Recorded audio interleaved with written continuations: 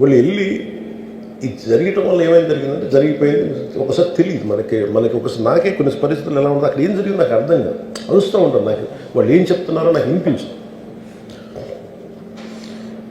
ఆవిడ పాపం చనిపోయినప్పుడు నిజంగా క్వైట్ పెయిన్ఫుల్ సినిమా కుటుంబం ఒక సినిమా చూడటానికి వచ్చి ప్రాణాలు కోల్పోవడం అనేది ఒక చక్కని సాయంకాలం the want go back to the home ఇంటికి వెళ్ళి ది వాంట్ ఓవర్ డిన్నర్ వాళ్ళు ఇంట్లో కూర్చొని ఆ ఎక్స్పీరియన్స్ని షేర్ చేసుకుంటే అలాంటి ఈవినింగ్ ఇటువంటి ఒక కుటుంబంలో చాలా బాధాకరం. దీనికి ఏమి చేసి ఉండాల్సిందంటే గోటితో పోయేది గొడ్డలతో అంటే ఆ ముందే నెక్స్ట్ డే వాళ్ళ ఇంటికి వెళ్ళిపోయి హీరోకి కూడా తెలియకర్లా అల్లు అర్జున్ గారు కూడా తెలియకర్లా ఇంకా ఎవరన్నా వెళ్ళి డైరెక్టర్ ప్రొడ్యూసర్స్ వెళ్ళి మీ బాధలో మేము ఉన్నామని చెప్పున్నారు సార్.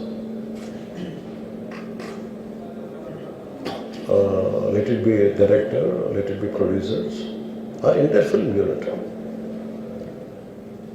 వెళ్ళి చెప్పుంటే ఫస్ట్ అది రప్చర్ అవ్వకుండా ఉండేది. మేబీ అది చేశారు లేదు నాకు తెలియదు, but this what I feel నాకు తెలియదు చేశారా అది మనం అలా కాదు, అలా దీన్ని చిన్నగా చేయకూడదు. ఒకసారి ఏమైపోతుంటే మనం తిట్లు తినాలి. ఒకసారి ఇలాంటి సిచ్యువేషన్లో నేను it's not that I had never faced it, I also had faced it. చనిపోలేదు కానీ నలిగిపోతుంటాను. నేనే చాలాసార్లు జర్నలిస్ట్ నలిపి నేను పక్కన నవ్వుతాను. ఒకసారి పోలీసులు నలిగిపోతాను, నన్ను గార్డ్ చేయడానికి వచ్చిన పోలీసు అధికారులు నలిగిపోతాం అంటే నేను పక్కన లాగుతాను ఒకసారి. అంటే అది ఇన్స్టింక్ట్ రియాక్షన్ అనుకున్నాను.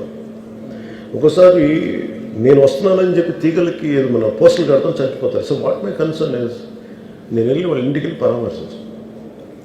అది లోపించింది.